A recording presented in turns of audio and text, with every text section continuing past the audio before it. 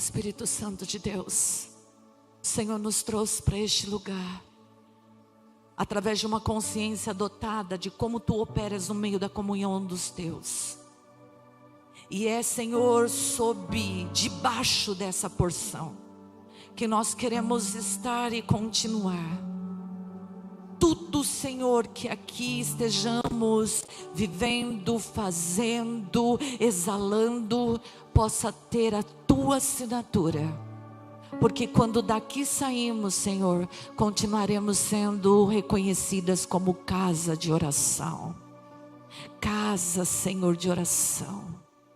Família que se coloca diante de qualquer situação e chama a glória do Pai. Nós Te adoramos por este tempo, Te agradecemos por este dia e ofertamos a Ti com louvor. Amém e amém. Podeis assentar, queridos. Nós vamos fazer uma leitura. E eu desejo que vocês façam de maneira bem intencional, prestando atenção, extraindo de um texto que às vezes a gente já imagina que ele seja tão conhecido, mas que possa ser extraído dali revelações para a sua vida. Sabe, Salmo 23 não é esse que a gente vai ler, mas como é um salmo conhecido dentre os cristãos, os não cristãos, que ele fala a respeito de uma intimidade que Davi tinha com Deus. E quando a gente repete o Salmo 23, dá a impressão que a gente está querendo pedir alguma coisa. O Senhor é meu pastor e nada me faltará, deitar-me faz verdes pastos, guia-me mansamente pelas águas tranquilas, refrigera minha alma, e aí vai. Dá a impressão que a gente está querendo que Ele faça aquilo que nós estamos. Você falou, não dá a impressão, eu quero mesmo. E tá certo, nós queremos porque Ele é aquilo e além daquilo. O além só vai ser revelado através das nossas vidas depositadas diante dele. Mas enquanto letra já está declarando quantas maravilhas que o Senhor é para a nossa vida. Só que quando Davi estava escrevendo e deixou registrado esse salmo, não foi um pedido que ele estava fazendo para Deus. Ele estava contando como que era o relacionamento dele com Deus. Às vezes, por ser Davi poético, a gente entende que tudo está no campo da poesia. Por exemplo, quando ele fala, eu fiz a minha cama nadar em lágrimas. Nossa, tem todo um cunho poético. Mas ele descreve no Salmo 23 a vivência dele. Ele diz assim, eu conheço um pastor que nada me falta. Não é, eu quero conhecer um pastor que nada me falte. Ele me faz andar. Ele me faz andar. Ou seja, ele estava caminhando e experienciando aquilo que Deus fazia na vida dele. E por isso ele começou a descrever. Quando ele diz assim, ele está lá no vale da sombra da morte, não significa que ele imaginava que estava, ele já tinha passado pelo vale da sombra da morte. E ele sabia, porque ele provou o Deus no vale da sombra da morte. Sabe o que eu desejo para vocês aqui? Para aqueles que algum tempo, alguma hora estarão ouvindo pela internet, que você possa escrever o teu próprio salmo, que você possa escrever as tuas experiências.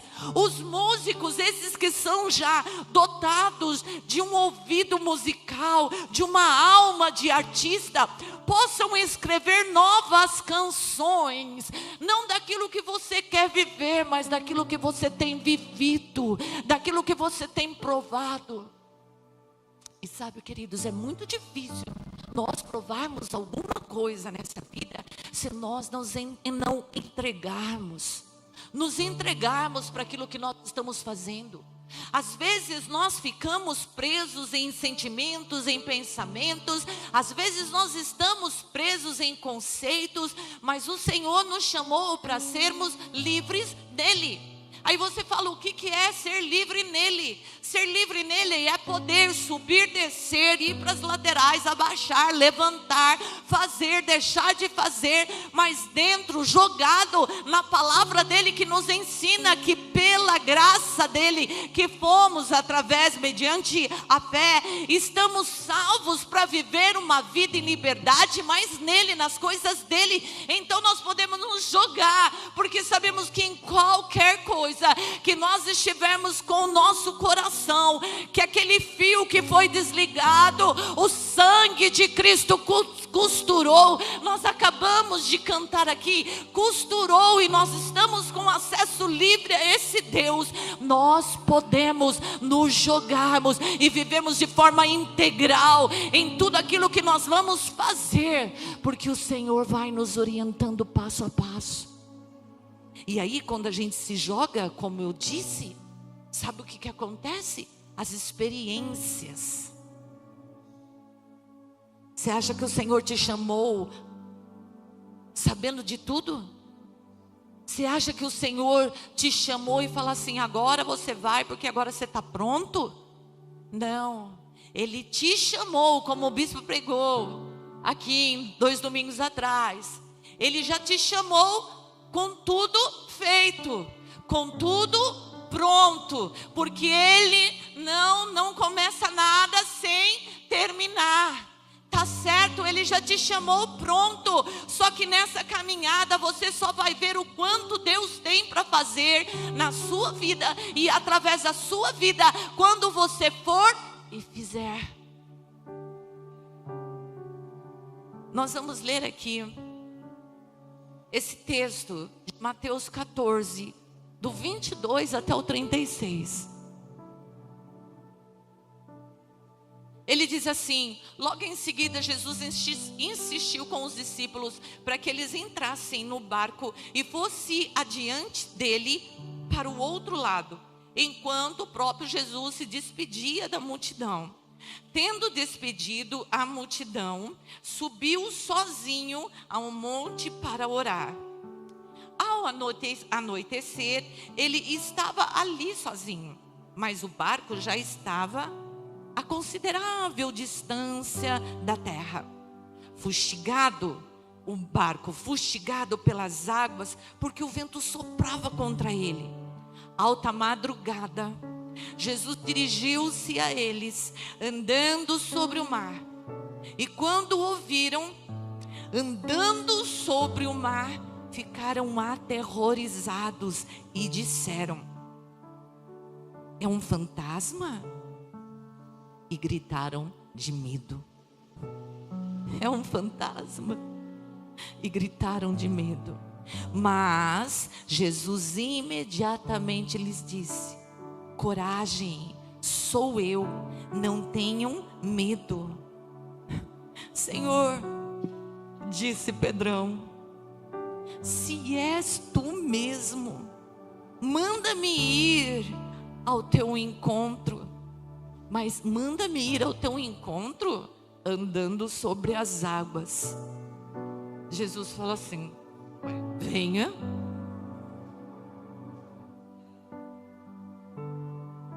Quer mesmo que você quer?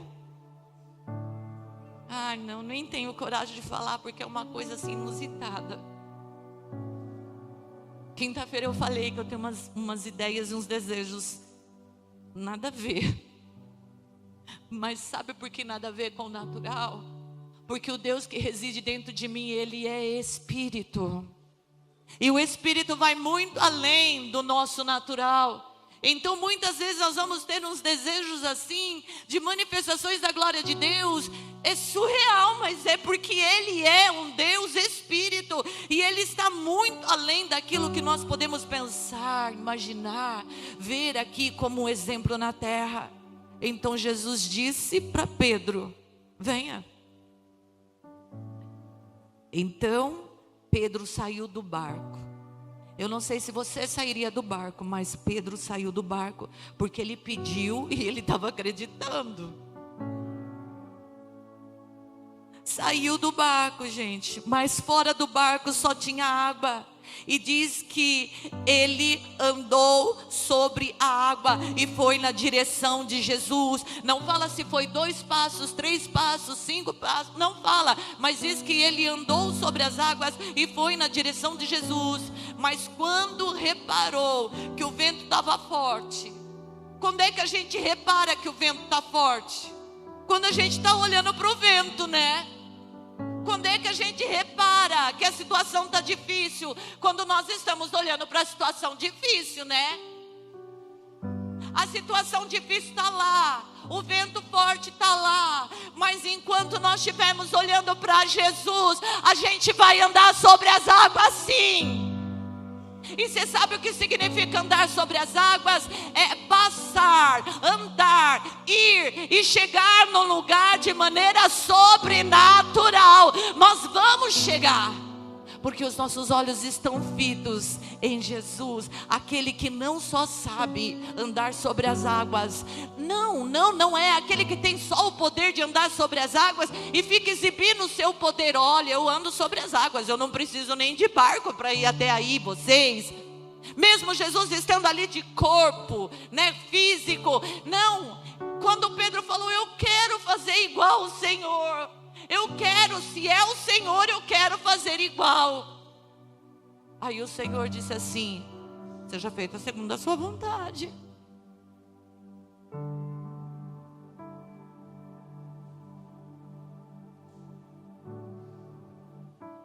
Seja feita segundo a sua vontade.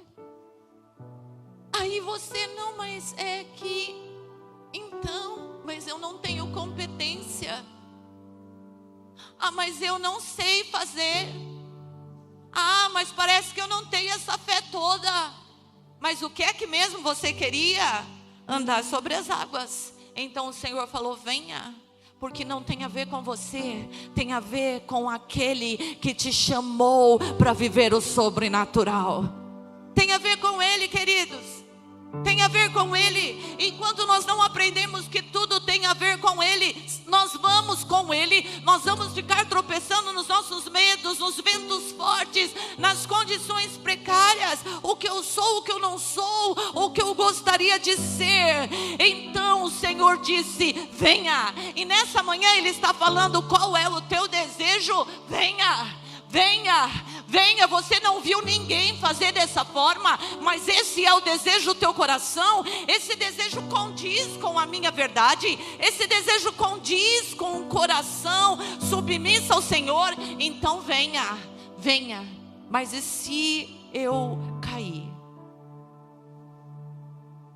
Talvez seja um problema para você, porque nós somos muito orgulhosos.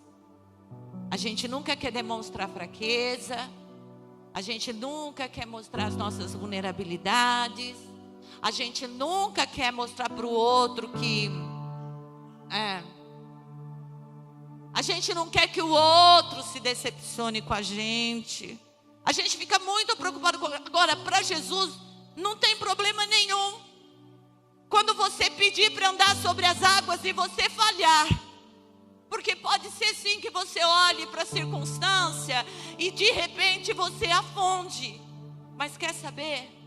O fato de você desejar andar sobre as águas, você vai dar os primeiros passos. E se você se afundar, ou se você quase morrer afogado ali, quase é o que eu digo, né? O Senhor simplesmente estende as mãos e fala...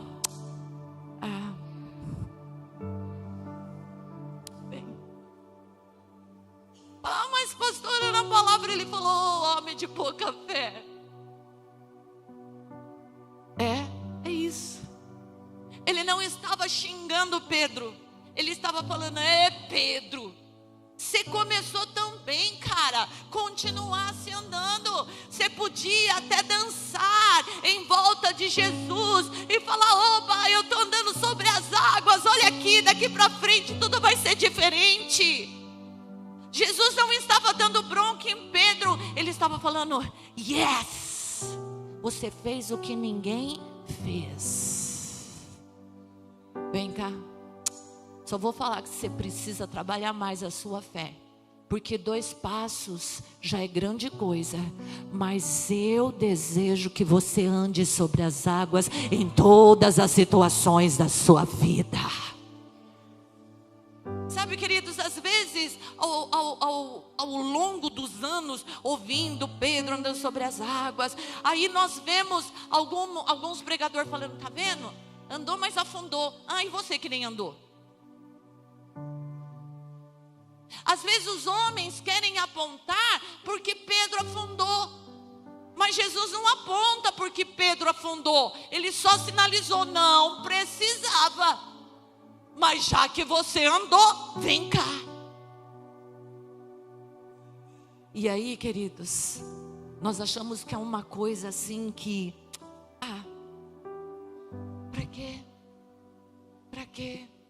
A nossa vida já é tão difícil, as coisas já precisam ser tão trabalhadas, para quê? Sabe por quê? Porque o campo da dificuldade está aqui nos nossos olhos. O campo da dificuldade está aqui, na nossa dificuldade em ver as coisas de uma maneira mais aberta, de uma maneira mais segundo a visão do próprio Jesus. Então, a gente se enrosca nas dificuldades. Mas quando nós estamos dispostos a ver o sobrenatural de Deus nas nossas vidas, nós temos uma regra básica. Ela é básica, não adianta saber a Bíblia de Gênesis a Apocalipse, ter ela de cor na cabeça, a gente não vai adiantar. A regra básica para viver o sobrenatural é tirar os olhos das situações, é blindar o teu coração das situações. Blinde o teu coração das situações, porque não vai entrar nenhum vestígio de desânimo, de desejo de não continuar, de medo para continuar. Não vai ter essa brecha, porque tudo dele tudo veio dele e tudo vai voltar para ele. E aí, o que nós meros mortais podemos fazer a não ser vivermos pela fé? E embora a fé seja uma característica declarada pelo próprio Jesus, que você pode ter tudo, mas se não tiver fé é impossível agradar. Gente, mas não é um amor? Uau! Sem fé é impossível agradar a Deus. Então nós precisamos sermos esses filhos que serão conhecidos como casa de oração, porque nós estaremos numa comunhão tão maravilhosa com esse Deus, que nós vamos desejar viver o sobrenatural, e é pela fé, blindando o nosso coração das coisas naturais e declarando que Ele vai continuar sendo, Ele já foi, Ele vai continuar sendo. Então todos aqueles que confiam nele são como os montes de Sião, que não se abalam, mas permanecem firmes para sempre. Ele é quem Ele é. Quem Ele é. Nós só somos porque estamos colados nele. Sabe, a nossa igreja tem vivido sobre uma palavra profética. Eu já vou continuar aqui. A nossa igreja tem vivido sobre uma palavra profética lançada aqui, que Deus iniciaria um avivamento. Daí a gente fica imaginando, guarde isso. Eu já falei aqui em cima, mas guarde. Pode ser que eu esteja aqui no meio de vocês, pode ser que eu não esteja mais aqui no meio de vocês. Eu não sei. Quando eu sei, às vezes eu falo. Mas guardem isso. Esse avivamento que vai vir não será nada parecido com aqueles que nós já estudamos. Você pode estudar, aliás, a gente tem que estudar, tem que se encher, se inflamar daquele fogo dos avivalistas, mas não vai ser nada parecido com aquilo. E o Senhor me revelou algumas coisas, está lá escrito, nos meus escritos escondidos, que tem data, tem tudo, Para depois eu falar, aconteceu, por isso que eu... Não, está lá. Vai ser diferente de tudo. E eu já estou consciente de uma coisa. Eu estou consciente de uma coisa. Que eu quero viver a presença manifesta de Deus. Isso eu estou convicta. Mas quer saber? Não é porque você buscou muito, não é porque você fez tudo, não é porque Deus apontou em você. Dessa vez vai ser bem diferente. Talvez lá no outro país, eles já estavam buscando muito antes de nós. E manifeste aqui. E talvez nós estamos tanto desejando e querendo, e estamos debaixo dessa palavra que foi professada para nós, de vivermos aqui o início de um grande avivamento. Talvez seja ministerial, a gente não tem a amplitude de tudo, mas pode ser que a gente está desejando tanto isso, e a gente vai buscar, porque o nosso coração se enche de fogo, e a gente busca mesmo, e Deus está movimentando as nossas vidas para isso. Mas pode ser que enquanto a gente estiver buscando e o nosso coração gritando, a gente ouça dizer que lá no Amazonas, no Ribeirinhas, pessoas, os indígenas, que nem foram ainda evangelizados, eles estão se prostrando diante de alguém que eles chamam de Deus, e falando em línguas estranhas, e lá no meio deles está tendo curas e milagres, e esses noticiários começam a se alastrar, e nós aqui neste lugar, nós estaremos olhando e falando: ei Deus, nós estávamos clamando aqui, e foi acontecer com quem nunca ouviu nem falar da tua verdade. Sabe por quê? Porque o poder é dele, a vontade é dele, o desejo é dele, ele se manifesta onde ele quiser, a vontade é dele. Se ele quiser se manifestar lá nos ribeirinhas, nos indígenas, para mim está tudo bem. Sabe por quê? Porque a alegria não está em ver o manifestar de Deus apenas. A alegria está de quando nós nos jogamos para buscar essa presença. Se você estava esperando ser feliz quando alguma coisa acontecer na tua vida, a nossa alegria é Cristo, o nosso desejo abundante de viver é Cristo. Se tudo vai bem, se tudo vai mal, dê glórias ao Senhor, porque no tempo certo Ele fará todas as coisas, porque Ele é Deus. Pedrão tinha uma personalidade impetuosa. Pedro, ele tinha uma personalidade mais do repente. E muita gente pode falar assim: as pessoas impetuosas no bom sentido, as pessoas que elas têm assim, agem de uma forma muito, elas erram muito. Eu tenho uma concepção diferente. Elas têm uma maior chance de acertar mais, porque elas arriscam mais. Elas arriscam mais. Elas vão fazendo, não deu certo, eu faço de novo. Não deu certo, eu faço de novo. Não deu certo, eu faço de novo. Enquanto aquele outro que é tudo, não saiu como eu queria. Não sei se eu fui chamado para isso. Sabe para que você foi chamado? Para o louvor da glória de Deus. Nós não nascemos sabendo tudo, mas o Senhor já fez o tudo. Então só continue fazendo, porque Ele vai completar a boa obra.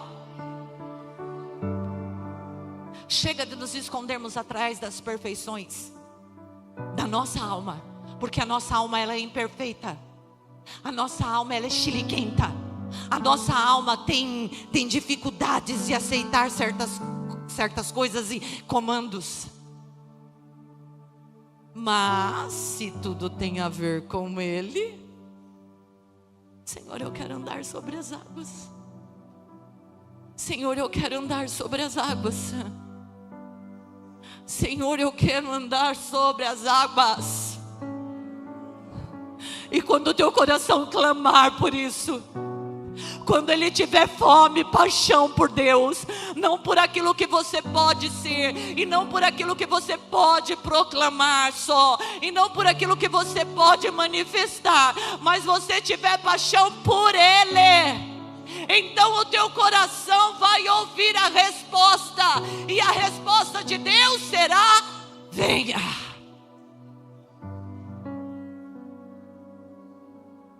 Talvez você já tenha ouvido Deus falar: venha, e você tenha ficado com medo como Pedro ficou. E sabe o que eu quero dizer para você? Que está tudo bem. Está tudo bem. O que você não pode é ficar aí no lugar do medo. Você precisa sair daí e continuar fazendo o que tem que ser feito. Saia do lugar do medo. Saia do lugar onde as vozes dizem que você vai demorar muito para chegar lá. Saia desse lugar do medo, terceirizando aquilo que Deus pode manifestar através da sua vida. Jacó podia ter dito: nossa Deus, eu tô querendo tanto a sua presença aqui. Mas já que ao invés do Senhor responder com sim, manda um anjo para lutar, não quero nem saber, não vou lutar com anjo coisa nenhuma, eu sou homem, vou lutar com anjo. E Jacó parrudo, ele lutou com anjo, deslocou a coxa, mas o nome dele foi trocado.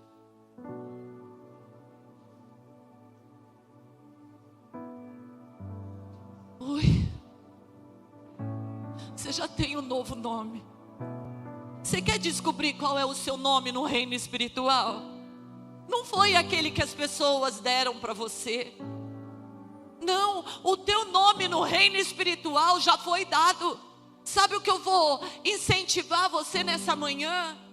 Eu creio que na porção do Espírito Santo tocando o teu coração, descubra qual é o seu nome no reino espiritual.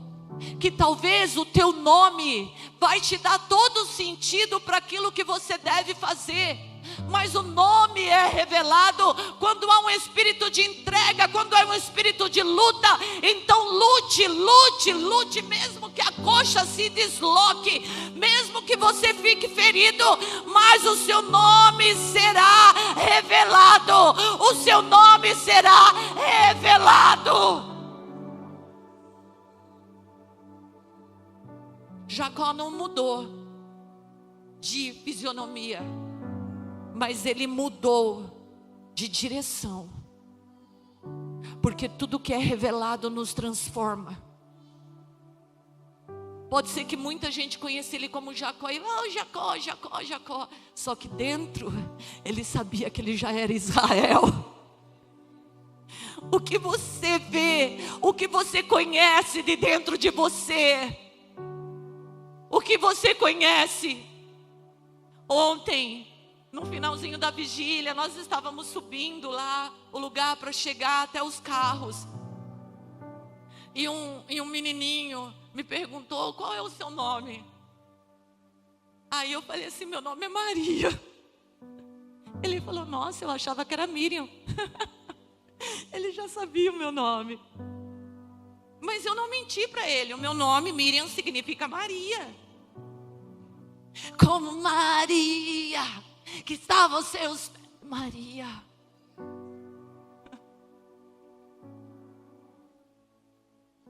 Raquel significa ovelha.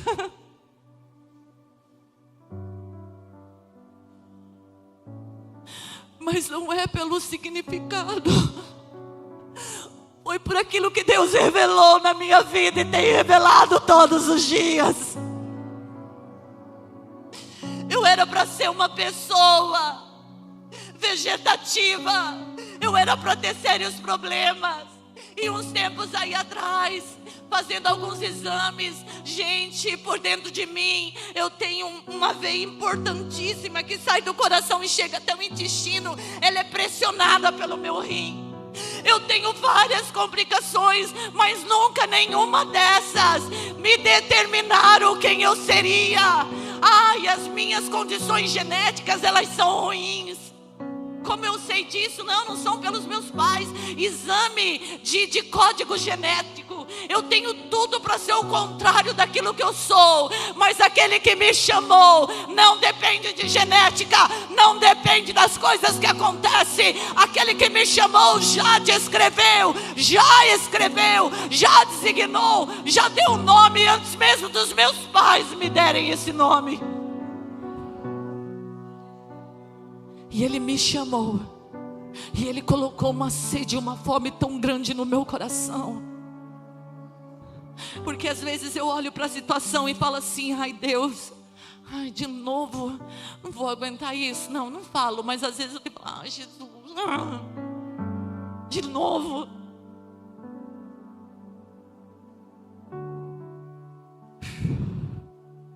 Estou seguindo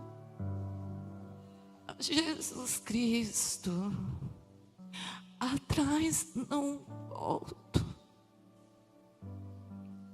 não.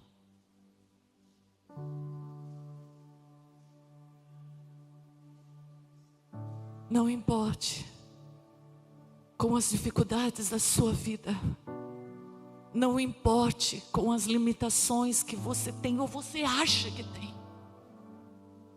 Porque nas mãos de Deus, vaso de barro se torna vaso de honra. E tem muito vaso de ouro só servindo para enfeite. Mas você é um vaso de barro, cheinho do tesouro do Senhor. Se coloque em pé. Oh.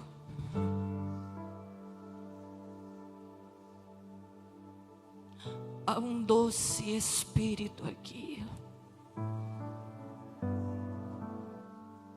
Há um doce Espírito aqui.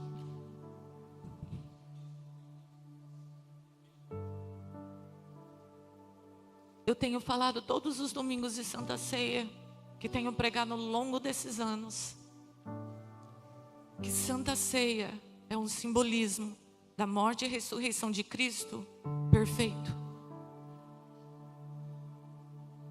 Mas ele tem como fundamento, base para a vivência nessa Santa Ceia, não só acreditar que Jesus Cristo nasceu, viveu aqui e morreu para dar a vida por você.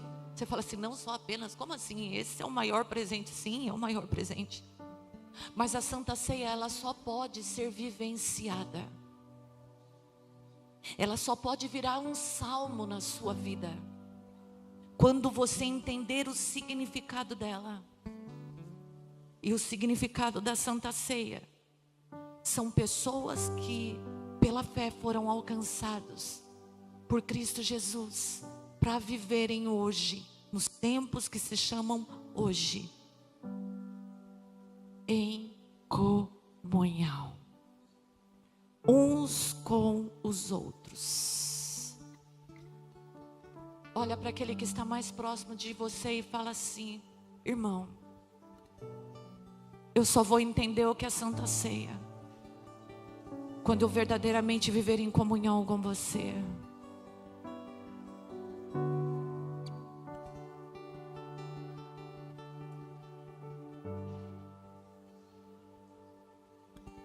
Tem alguém que não pegou o calicinho? Levanta assim a mão, faz só assim. Aqui, ó, isso. Que belezinha.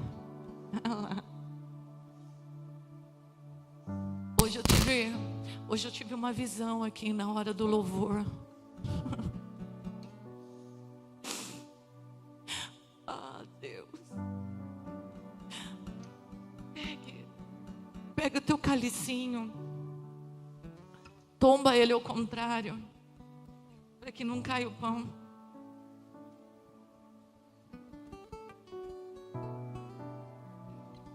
Os amigos estavam comendo.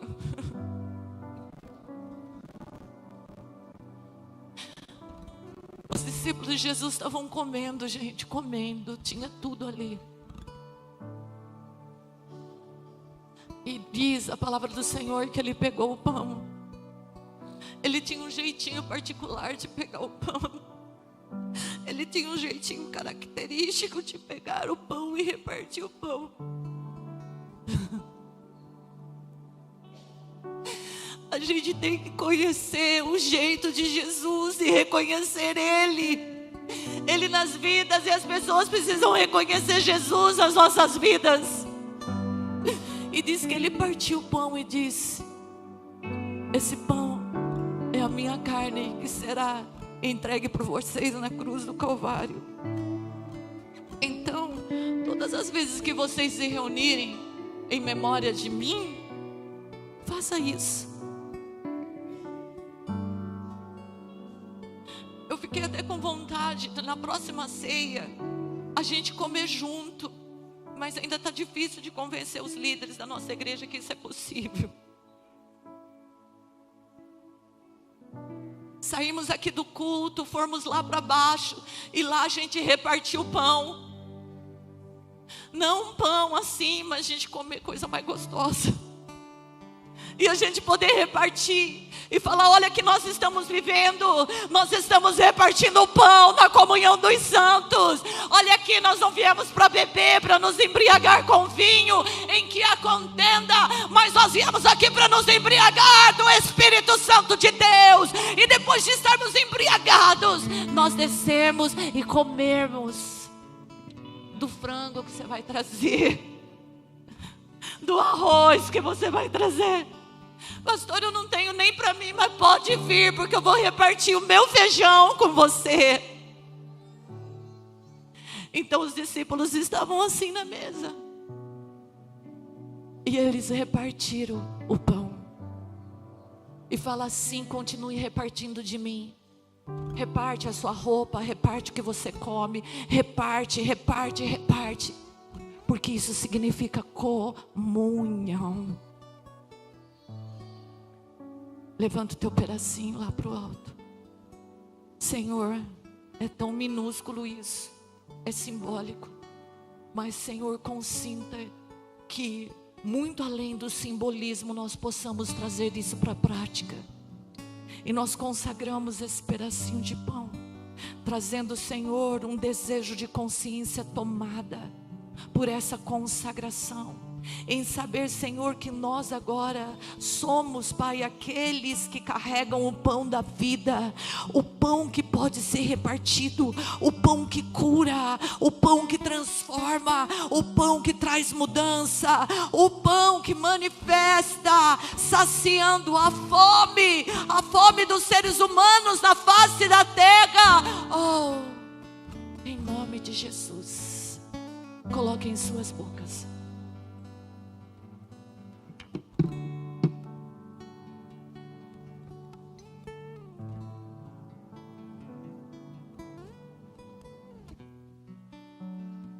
Pega lá o suco de uva, né?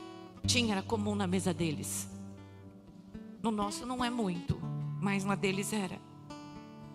E ele falou assim: olha como isso daqui se parece com sangue. É isso. Eu quero que vocês vivam.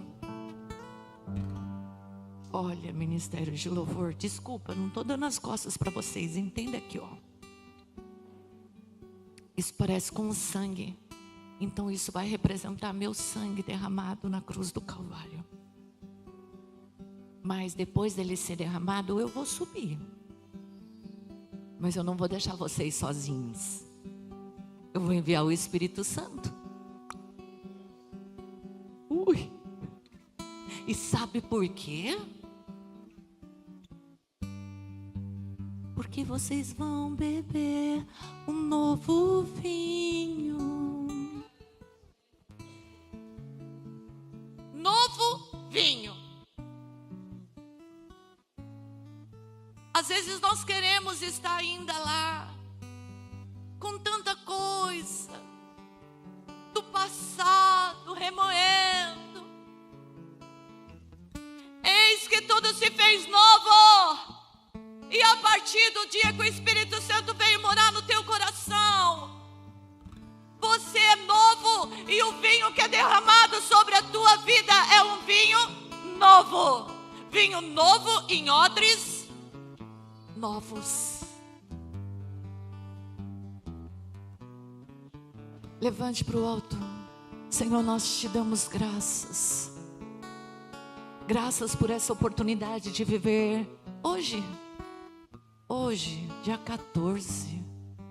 Dia 14, Senhor. Dia 14 de setembro de 2025. Essa promessa gloriosa do novo que foi derramado sobre nossas vidas. E nós te adoramos.